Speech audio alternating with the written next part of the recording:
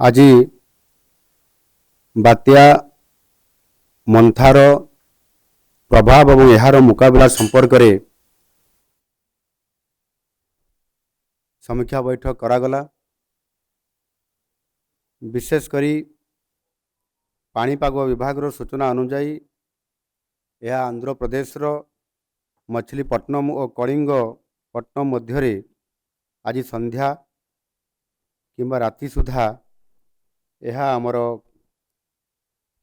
काकीनडा जो स्थान अच्छी से जगार फल करिवार संभावना अच्छी। जदियो ये बात्या सीधा सड़क भाव में डायरेक्टली ओडिशा रे या फल करूना बा अतिक्रम करूना तापरे मध्य तार जो प्रभाव रहिबो दक्षिण ओडिशा रे विशेष करिकी 8टी जिल्ला रे और से जिला मानकरे व्यापक वर्षा हब पवन मध्य रहिबो एवं वर्षा भी से जिला मानकरे किछि किछि अल्प वर्षा भी आरंभ हो जाइछि।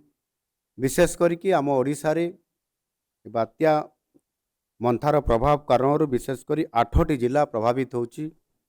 गजपति, गंजाम, रायगड़ा, कोरापुट, मालकानगिरी, कंधमाल, कलाहांडी, नवरंगपुर ये जिला मानकरे प्रभावित होबार बेसी संभावना अच्छी। एवं प्रथम दिन में 5टी जिले में प्रभावित हेबो। सेथिरे अविभक्त गंजाम जिला प्रभावित हेबो 2टी जिला। द्वितीय दिन में मध्य 5टी जिला प्रभावित हेबो। ये गंजाम अविभक्त जिला रो प्रभाव सेतल को कमी जिवो एवं नवरंगपुर एवं आमर कलाहांडी जिला एथिरे प्रभावित होबार संभावना अच्छी। और से दृष्टिकोण आमर व्यापक भाव में ओडिशा सरकार तरफ एवं विशेष करिकी आमर डिसास्टर मैनेजमेंट जो आमर रही ए विभाग तरफ या गत 3 दिन धरिकी आमर विभाग मंत्री मानवर सुरेश पुजारी एवं आमर एसआरसी जरिया या रिव्यू करा जायछि।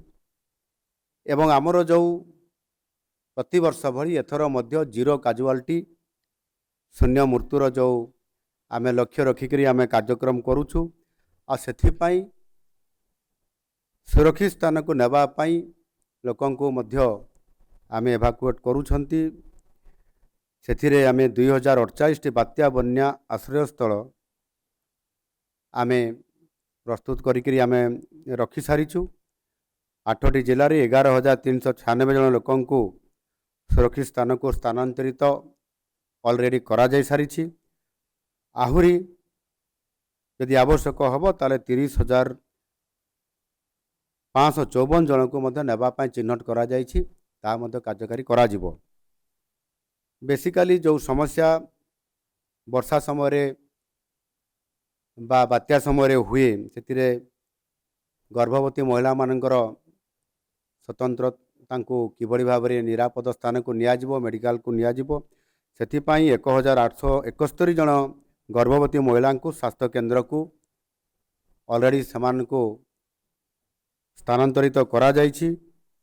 आ 822 जन को मध्य स्थानांतरित खूब शीघ्र करा जिवो।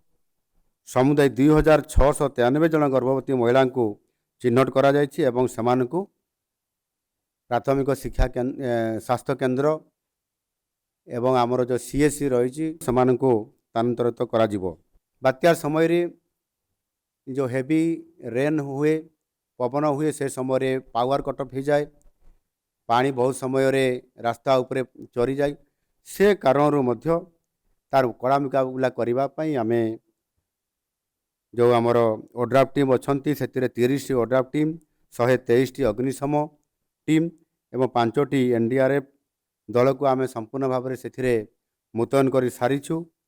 एवं से एक्स्ट्रा बा अधिक टीम मध्य से आमे रखीचु। जदि कौन सी परिस्थिति रे रास्ता जदि कट ऑफ हो जाउछि ताहले मध्य आमे समान से जगह रे ही से जिला हेडक्वार्टर मानकरे किबा से पाखापाखी जगह रे थिबे समान मध्य सेठी पहुँची त्वरित पर्याय खबर पाइला मात्रे समान ताहार मध्य काम रे सेने व्यवहृत हो पारिबे।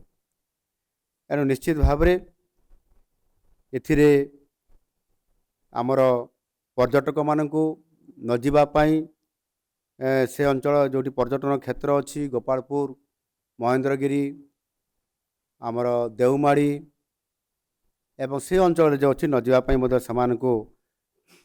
से बाबद सूचना प्रदान करा जाइछि। समुद्र भितर को न जावाई मत्स्यजीवी मान सूचना दि जाइछि।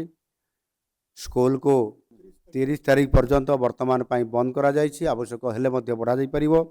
अंगनवाड़ी केन्द्र को मध्य बंद करा जाइछि। अंगनवाड़ी पिला मान को ड्राई फ्रूट देवा पई घर मान को व्यवस्था करा जाउछि। स्कूल पिला मान को मध्य तांको जो तांकर पर डे रो जो खाद्य ये भी बोधे घर को पठे दिया जिवो। ये समस्त व्यवस्था आम करिछु एवं विशेष करी बड़ समस्या गुटे हुए वर्षा समय रे जो साप कामुड़ा इंजेक्शन रो आवश्यकता बहुत पड़े। जो मान को साप कामुड़ी थांती से समय रे डाक्तरखाना को पहुँचवा भी भारी कष्ट होता है। से क्षेत्र में अति निकट में जो थिबा स्वास्थ्य केन्द्र मानक तार समस्त व्यवस्था एवं किछि एक्सपीरियंस थिबा डॉक्टर को मध्य स्वतंत्र भाव में नियोजित करा जाउछि एवं ताहा द्वारा निश्चित भाव में एथिरे आमे सफल मुकाबला करि पारिबु।